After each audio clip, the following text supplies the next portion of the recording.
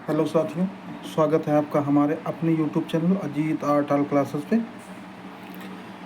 आज की जो क्लास हम आप लोगों के लेकर आए हैं वो एक नई क्षेत्र और नए शैली के रूप में आई है। उसके बारे में चर्चा करेंगे क्योंकि इससे पहले की जो मेवाड़ की जो शैलियाँ थी, हमने जितनी भी शैलियाँ थी इत्यादि शैलियों का भी उल्लेख कर चुके हैं। तो आज से जो है मेवाड़ शैली की, जो मेवाड़ क्षेत्र था या मेवाड़ शैली कह सकते हैं, ठीक है, तो उसके अंतर्गत जो शैलियाँ थीं वो संपूर्ण हमने आपको चर्चा करके बता दी हैं और मेवाड़ क्षेत्र समाप्त है यहाँ से। अब जो आपका आएगा वो अब मारवाड़ आएगा। जैसे कि मान के चलिए, जैसे मेवाड़ में जो शैलियाँ चलती थी, जिसमें हमने बताया था आपको उदयपुर और देवगढ़ नाथ द्वारा इत्यादि में शैलियों का उल्लेख किया था। आज उसी तरीके से मारवाड़ शैली के अंतर्गत जो इसका राजवंश है वो राठौर राजवंश है, ठीक है।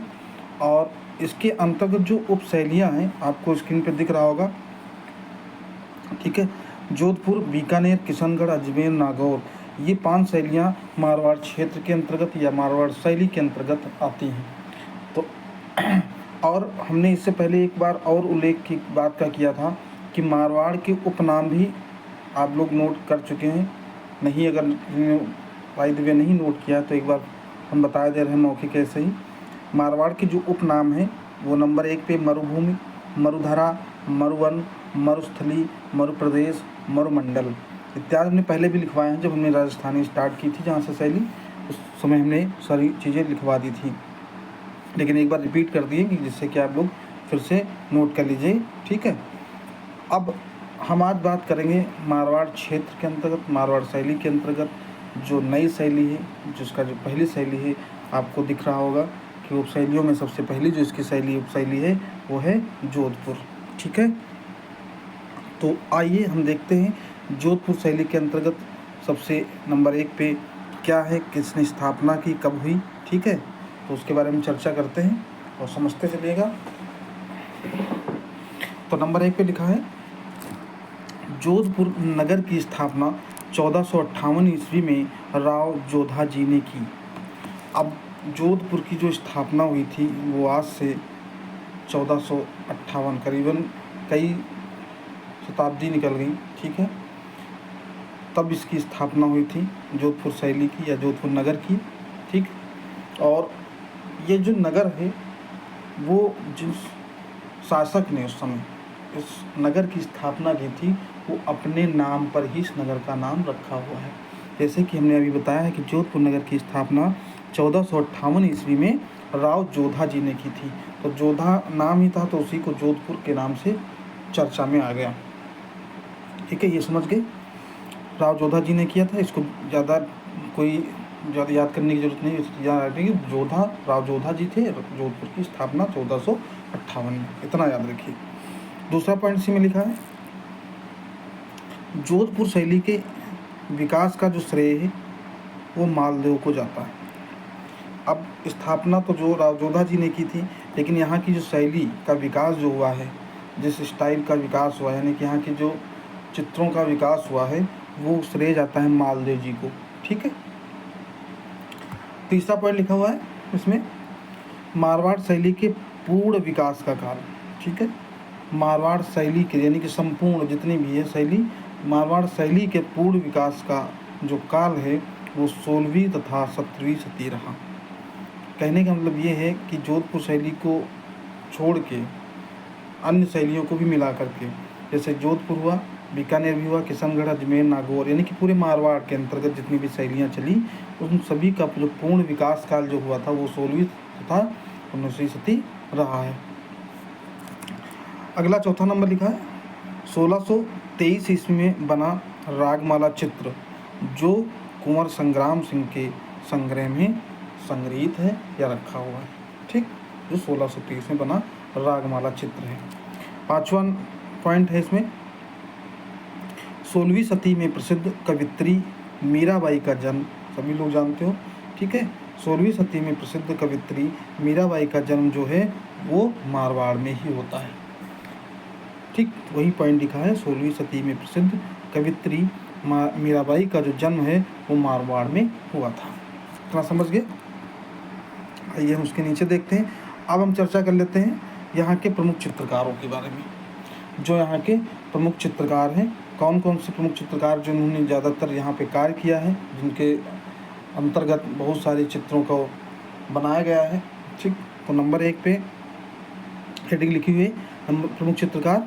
ठीक है, नंबर 1 पे लिखा हुआ है अमरदास घाटी, नंबर 2 पे राम सिंह घाटी, नंबर 3 पे शंकर दास, नंबर 4 पे जो चित्रकार हमारे हैं वो माधव दास हैं, नंबर 5 पे जो चित्रकार हैं वो शिवदास हैं, नंबर 6 पे जो चित्रकार हैं वो छज्जू घाटी हैं, नंबर 7 पे जो कलाकार हैं वो कुम्हार गोपी हैं, और नंबर 8 पे डालचंद, और नंबर 9 पे फैज अली।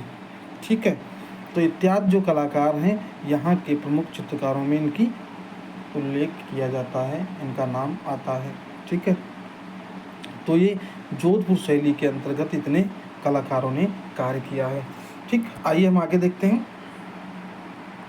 अब इतने कलाकारों ने अपना काम तो किया ही, उसके साथ साथ यहाँ कुछ प्रमुख चित्र भी जो ज़्यादातर आपके परीक्षाओं में पूछे गए हैं और आते भी हैं और यहीं से पूछे भी जाएंगे, तो उसके बारे में हम चर्चा कर लेते हैं। प्रमुख चित्रों में ये प्रमुख चित्र कौन कौन से हैं। तो नंबर 1 पे चित्र लिखा हुआ है संगीत का आनंद लेते हुए।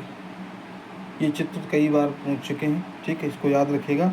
जितने भी हमने चित्र लिखे हैं 16 जो चित्र हमने लिखे हैं आपके आगे स्क्रीन पे दिख रहा होगा, तो 16 चित्र इसमें से आने ही आने हैं, कोई ना कोई चित्र आएगा ज़रूर। ठीक है, तो इसमें से नंबर 1 पे सबसे पहले है संगीत का आनंद लेते हुए, दूसरा हमारा है झूला झूलते हुए, तीसरा है चौपड़ खेलते हुए। ठीक, चौथा हमारा है बाबूजी तथा हडबू जी का फड़ चित्र। ठीक, पांचवा चित्र है दशहरा दरबार, छठा चित्र है ढोला मारू, सातवां चित्र है कबूतर उड़ाती स्त्रियां, आठवां चित्र है दो सहेलियां, 9 नंबर का जो चित्र है कांटा निकालते हुए, 10 नंबर का जो चित्र है वो है केस संवारती नायिका, 11 नंबर पे जो चित्र लिखा हुआ है उसका नाम है गुजरी रागनी, 12 नंबर पे जो चित्र है वो है स्त्री हुक्का पीते हुए दिखाया गया है इस चित्र को। ठीक, ये पूछा जा चुका है। नंबर 13 पे लिखा हुआ है इस साइड में। ठीक है, नृत्य का आनंद। नंबर 14 पे राजकुमारियां सखियों के साथ चौगान खेलते, तो ये बहुत ही इंपॉर्टेंट है, इसको टिक कर लीजिए या नोट कर लीजिएगा, तो वहाँ पे वेरी इंपॉर्टेंट लगा लीजिए। और 15 नंबर का भी चित्र बहुत ही मोस्ट है चौगान प्लेयर, ये भी पूछा जा चुका है। ठीक है, तो ये दोनों चित्र वेरी इंपॉर्टेंट लगा लीजिएगा। ठीक, 15 नंबर का चौगान प्लेयर हो गया, और 16 नंबर का जो चित्र है वो है डाल पकड़कर झूलती हुई स्त्री। तो ये 16 चित्र हैं जो यहाँ के जोधपुर शैली के अंतर्गत ये बहुत ही मोस्ट हैं। इन 16 चित्रों को याद करने की जरूरत नहीं, कई बार पढ़िए आपको दिमाग में आ जाएगा कि कौन सा चित्र कहाँ पे क्या लिखा है। ठीक है, ये 16 चित्र आप लोग याद रखिएगा, बहुत इंपॉर्टेंट है। आइए हम आगे देखते हैं इसके। अब यहाँ की हम देख लेते हैं स्त्रियों की जो बनावट थी, कलाकारों ने कैसी बनाई है जोधपुर शैली के अंतर्गत, क्योंकि हर एक शैली अपनी अपनी विशेषता लिए है, चाहे जोधपुर हो, चाहे बीकानेर हो, चाहे किशनगढ़ हो, चाहे अजमेर हो, हर एक शैली अपनी एक प्रमुख विशेषता के साथ उभर के सामने आई है। तो इसलिए यहाँ पर जो स्त्रियों की आकृतियाँ बनाई गई, यहाँ पर भी कुछ ना कुछ नया और कुछ नई चीज़ का प्रयोग किया है। तो नंबर 1 पे इसकी जो स्त्री आकृति बनाई गई है वो हम देखते हैं। लिखा गया है स्त्री की आँखें जो हैं खंजनाकार हैं, गोल एकदम खंजनाकार, यानी खंजन एक पक्षी होता है उसी के तरीके की बनाई गई हैं। दूसरा हमारा पॉइंट लिखा हुआ है नारियों के चेहरे सौम्य एवं मोहक हैं। ठीक है, कहने का मतलब ये है कि जो नारियों के जो चेहरे बनाए गए हैं वो सौम्य एवं मोहक, यानी कि जिसको हम बोल सकते हैं बादामी आँखें। ठीक है, जिसमें जोड़ा बनाया हो, पहचान जो विशेष पहचान यहाँ की उनकी विशेष पहचान होती थी। ठीक है, और तीसरा जो इसकी विशेषता है वो है चित्रों में खंजन पक्षी का बहुतायत से चित्रण किया गया है, क्योंकि ये खंजन जो पक्षी है ये अपनी आँखों के लिए ज़्यादातर प्रसिद्ध है। इसकी जो आँखें हैं बहुत ही प्यारी हैं। ठीक है, इसलिए इस खंजन पक्षी का भी बहुतायत चित्रण किया गया है इसमें बहुत ज़्यादा, और इन्हीं के आँखों जैसे खंजन पक्षी की आँखें उसी आकार की जो है स्त्री की आँखें भी बनाई गई हैं। चौथे नंबर का जो चित्र है, चौथे नंबर का हम देखते हैं आगे की जो स्त्री आकृतियों में क्या है। तो लिखा गया है पशुओं में ऊंट, घोड़ा व हिरण का चित्रण किया गया है। सिर्फ 3 ही पशुओं का जो है चित्रों के अंतर्गत जो है 3 ही पशुएं उनमें बनाए गए हैं, जैसे ऊँट है, घोड़ा है व हिरण, क्योंकि जिन पशुओं से सुंदरता बढ़ती है उन्हीं पशुओं को चित्रों के पीछे या कहीं भी बनाया गया है। ठीक, 5वें नंबर पर है मेघों को गहरे काले रंग से गोलाकार कुंडलीकृत दिखाया गया है। मेघ मतलब बादलों को, ठीक है, जो बादल बारिश वाले होते हैं उस तरीके से दिखाया गया है कि मेघों को गहरे काले रंग से गोलाकार कुंडलीकृत दिखाया गया है। 6 नंबर का है जो आपका है, देखते हैं विशेषता। तो स्त्रियों का जो माथा है वो पीछे की ओर धंसा हुआ बनाया गया है, उभरा हुआ नहीं, यानी कि पीछे की ओर थोड़ा चिपका हुआ बनाया गया है स्त्रियों का जो माथा है। 7वें नंबर पर जो इसकी लिखी गई है विशेषता वो है भवनों की शोभा के लिए मयूर पक्षी को बनाया गया है। ठीक है, ये खुरजा पक्षी आता है उसका भी प्रयोग किया गया है, लेकिन याद रखिएगा मयूर पक्षी और खुरजा पक्षी 2 पक्षियों का जो है ज़्यादातर भवनों की शोभा के लिए बनाया जाता था, इसलिए वहाँ पे जो है पक्षियों में जो है मयूर और खुरजा पक्षी का ही प्रयोग किया गया है, ये सिर्फ सुंदरता बढ़ाने के लिए भवनों की। अब ये तो हो गई स्त्रियों की आकृतियों के बारे में हमने चर्चा कर ली, विशेषताएं यहाँ पे चित्रों के पीछे क्या क्या होता है। ठीक है, अब हम देख लेते हैं कि महत्वपूर्ण तथ्यों में क्या क्या है। तो नंबर 1 पे देखते हैं महत्वपूर्ण तथ्यों में, ये आपकी संपूर्ण जोधपुर शैली की विशेषताओं में है, महत्वपूर्ण तथ्यों में, इसको आप लोग ध्यान से सुन लीजिए। तो नंबर 1 पे लिखा गया है लामा तारानाथ द्वारा 7वीं शती के मरु प्रदेश के, वही हमने बताया कि मारवाड़ हो चाहे मरु प्रदेश हो, ठीक है, चाहे मरुधरा हो चाहे मरुभूमि हो, नाम एक ही है मारवाड़। ठीक है, लामा तारानाथ द्वारा 7वीं शती के मरु प्रदेश के श्रृंगधर चितेरे का वर्णन है।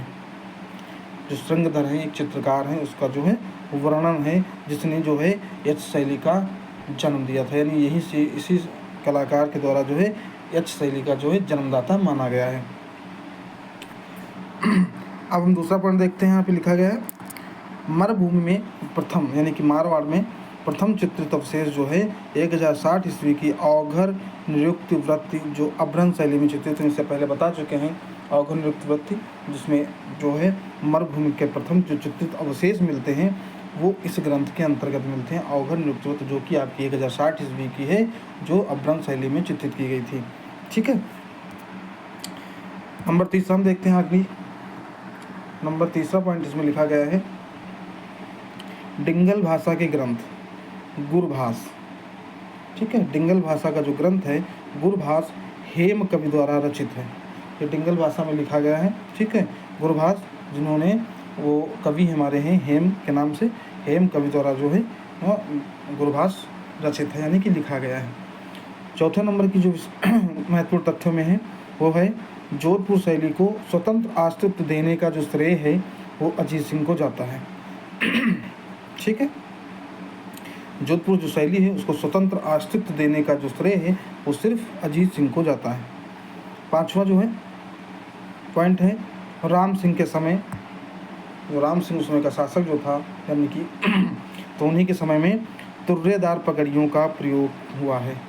ठीक है, हर एक शासक ने अपने अपने समय में कुछ ना कुछ बदलाव किए, कुछ ना कुछ शैलियों में बदलाव किए, कुछ चित्रों में बदलाव किए, कुछ पहनावे में बदलाव किए। तो उस तरीके से जो जो शासक आया, ठीक है, उसी तरीके से वहाँ की जो पहनावे और वहाँ की शैलियों में बदलाव होते चले गए। अगला हम देखते हैं नंबर 6 पे लिखा गया है मान सिंह का जो काल है वो जोधपुर शैली का चरमोत्कर्ष माना जाता है। अब ये जो शासक थे मान सिंह, तो ये जो है जोधपुर शैली का चरमोत्कर्ष, यानी कि इनके काल में जो है जोधपुर शैली ज़्यादा उन्नति पे थी, ज़्यादा अच्छे तरीके से यहाँ पे कार्य हुआ है और बहुत ज़्यादा चर्चा में रही है, इसीलिए इसको चरमोत्कर्ष काल माना जाता है। 7वें नंबर का जो पॉइंट लिखा गया है इसमें लिखा गया है इसी समय 1810 ईस्वी में निर्मित एक भव्य चित्र। ठीक है, 1810 में निर्मित एक भव्य चित्र जोधपुर के राजा मान सिंह शाही सवारी, यानी राजा जो मान सिंह थे वो शाही सवारी में बैठे हुए, जो यह चित्र है वो राष्ट्रीय संग्रहालय नई दिल्ली में संग्रहित है। ठीक है, इस चित्र को राष्ट्रीय संग्रहालय नई दिल्ली में संग्रहित कर दिया गया, जो 1810 में बनवाया गया था। ठीक, अगला हम देखते हैं नंबर 8 पे लिखा गया है, नाथ संप्रदाय में आस्था होने के कारण मान सिंह के समय में नाथ संप्रदाय पर बड़ी संख्या में पुस्तकें लिखी गई। ठीक है, फिर से एक बार हम रिपीट कर देते हैं, 8 नंबर का पॉइंट समझ लीजिएगा।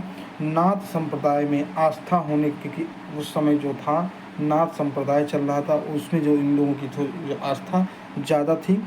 ठीक है, तो उसके कारण जो है मान सिंह के समय में नाथ संप्रदाय पर कई बड़ी संख्या में पुस्तकें लिखी गई और उनसे संबंधित चित्रों का भी निर्माण हुआ, क्योंकि हर एक राजा अपने अपने धर्म से संबंधित आस्था रखता था।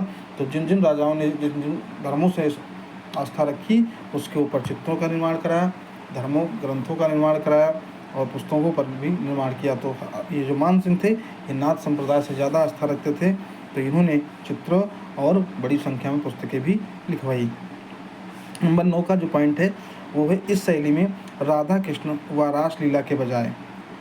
ठीक है, आपको राजस्थानी के अंतर्गत राधा कृष्ण बहुत जगह मिलेंगे, लेकिन जो ये शैली है तो इस शैली में राधा कृष्ण व रासलीला के बजाय 12 मासा एवं रागमाला का अत्यधिक चित्रण हुआ है।